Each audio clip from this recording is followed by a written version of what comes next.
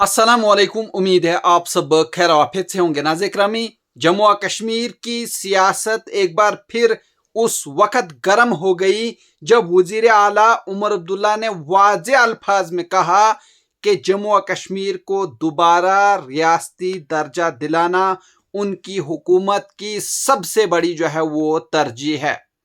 पीर के रोज श्रीनगर में मीडिया से बात करते हुए उन्होंने ऐलान किया कि वो जल्द नई दिल्ली जाकर मरकजी वजीर दाखिला अमित शाह से मुलाकात करेंगे और इस अहम मामले को दोबारा उनके सामने वो रखेंगे।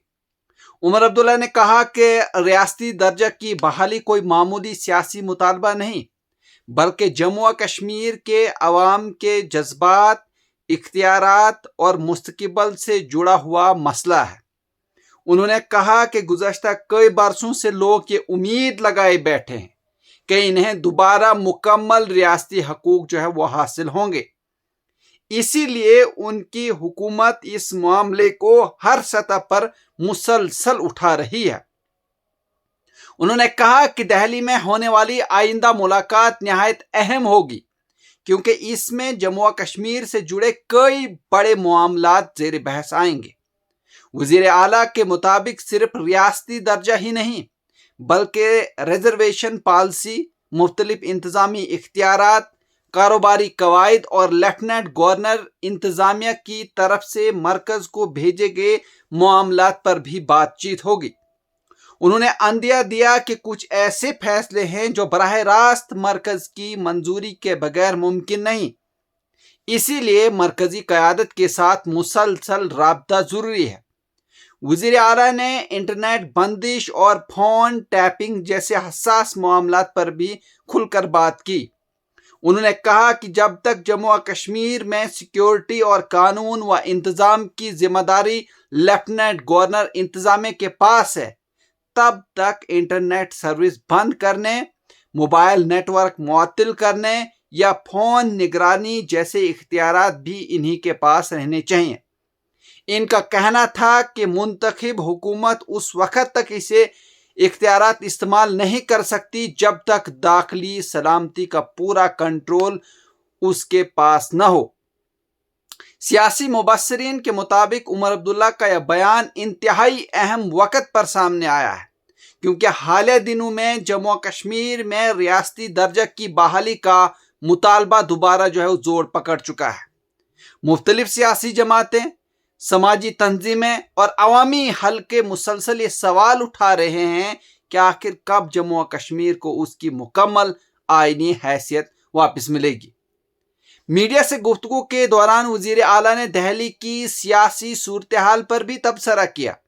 उन्होंने बीजेपी इत्तेहाद को हुकूमत बनाने पर मुबारकबाद दी, लेकिन साथ ही कहा कि सुप्रीम कोर्ट के फैसलों के मुताबिक गवर्नर को पहले से सबसे बड़ी जमात या इत्तेहाद को हुकूमत बनाने की दावत वो देनी चाहिए। उन्होंने कहा कि असल अक्सरियत का फैसला असेंबली फ्लोर पर ही होना चाहिए।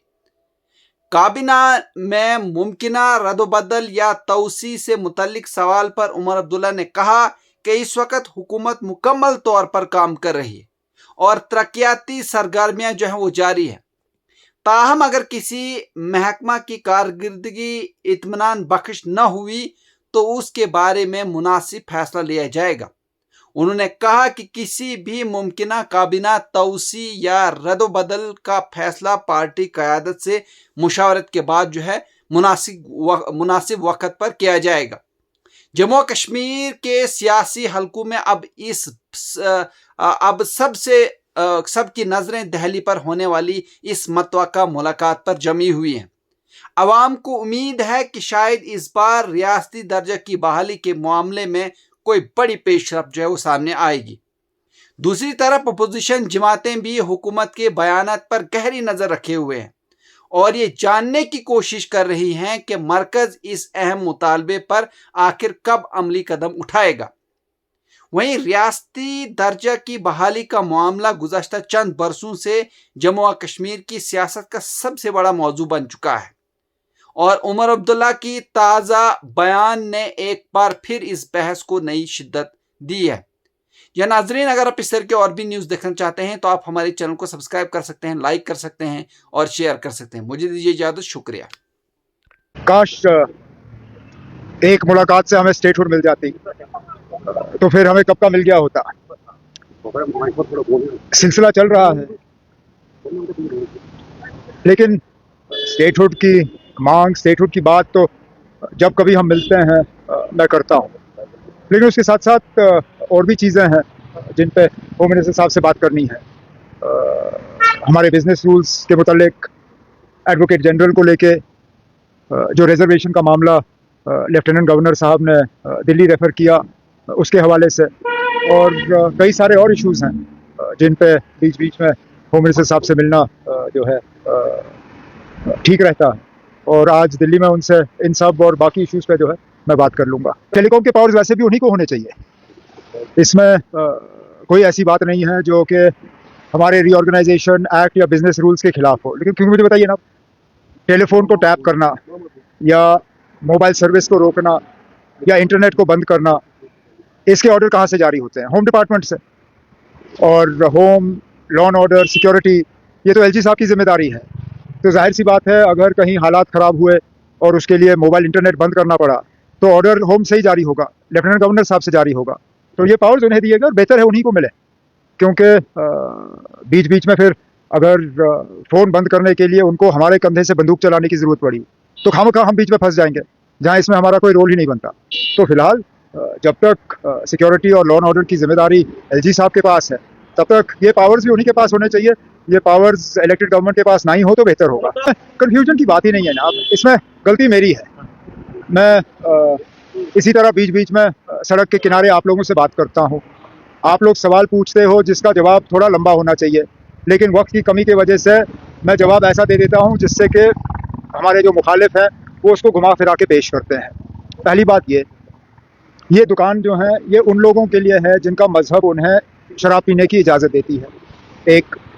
दूसरा, जम्मू कश्मीर में अभी तक किसी हुकूमत ने इन दुकानों पर पाबंदी नहीं लगाई।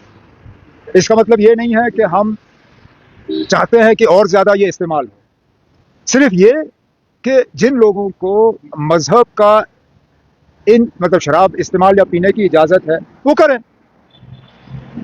हमारा मजहब हमें इजाज़त नहीं देती, ना हम चाहते हैं कि लोग इस तरफ जाएं। इसलिए हमारी हुकूमत से दो तीन चीज़ें हुई। एक तो हमने कोई नया दुकान नहीं खोला, दूसरा मुकम्मल हमारी कोशिश रही कि कोई दुकान ऐसी जगह ना हो जहां हमारे नौजवान जो हैं कोई गलत रास्ता अपनाने की कोशिश करें। अब मेरे मुखालिफ जो हैं इस बयान को लेके अपनी गलतियों को छुपाने की कोशिश करते हैं। अगर मेरा ये कहना इतना ही गलत था तो जब उनकी हुकूमत थी उन्होंने क्या किया? क्योंकि ठीक जो बात मैंने गांदरबल में की वही बात असेंबली में रिकॉर्ड पे पीडीपी के उस वक्त के फाइनेंस मिनिस्टर ने की। मैं फिर इस बात को दोहराता हूँ ना, ये दुकान सबके लिए नहीं है। जम्मू कश्मीर में मुख्तलिफ सोच रखने वाले लोग रहते हैं, मुख्तलिफ मजहब के लोग रहते हैं, यहाँ तक कि जम्मू कश्मीर से बाहर से जो लोग आते हैं ये उनके लिए हैं, ये लोकल लोगों के लिए नहीं है। सीधी सी बात है। अब बात का बतंगड़ बनाने का मेरे मुखालिफों को एक आदत सी हो गई है, वो अपनी सफाई देते रहें, मेरी बातों को या मेरे साथी के किसी बातों को तोड़ मरोड़ के पेश करना, उससे कोई खास ना उनको फ़ायदा होगा ना हमें नुकसान होगा। मुबारक है, 2-4 दिन लगे, राजभवन के भी, लोक भवन के भी 2-4 चक्कर लगे, लेकिन आखिर में नंबर बन ही गए। ये नौबत आनी नहीं चाहिए थी। पिछली बार जब इसी जगह मैं आप लोगों से बात कर रहा था, मैंने कहा कि सुप्रीम कोर्ट के फैसले के मुताबिक सिंगल लार्जेस्ट पार्टी या pre poll single largest alliance को जो है हुकूमत बनाने के लिए गवर्नर साहब को बुलाना ही चाहिए था। नंबर्स जो हैं वो लोक भवन में साबित नहीं होते, असेंबली में साबित होते हैं। अब चलिए, देर आए दुरुस्त आए, उन्हें कुछ दिन दिए गए हैं और उम्मीद करते हैं कि वो अपने जो है मेजॉरिटी प्रूव कर लेंगे। तो आपको कैबिनेट एक्सपेंशन से क्या लेना देना है? क्या काम रुका हुआ है? क्या लोगों के काम नहीं हो रहे हैं? क्या डेवलपमेंट पे कोई असर पड़ा हुआ है? ये मेरे मतलब नेशनल कॉन्फ्रेंस के जो मुखालिफ हैं उन्हीं को इस बात की सबसे बड़ी परेशानी है। उन्होंने तो हुकूमत में आना नहीं है, उन्होंने तो अभी भी 3.5 साल इंतज़ार करना होगा। बाकी रही बात एक्सपेंशन की, रीशफल की, कौन मिनिस्टर रहेगा, कौन बनेगा, सही मौके पे एट द अप्रोप्रिएट टाइम जो फैसला लेना होगा वो मैं पार्टी हाईकमांड से, अपने सदर साहब से जो है उनसे मशवरा करके वो मैं कर लूँगा। लेकिन मुझे कोई ये बताए ना, फिलहाल जो हुकूमत है क्या हम काम नहीं कर रहे हैं? कोई ऐसा डिपार्टमेंट है जहाँ ठीक तरह से काम नहीं हो रहा है?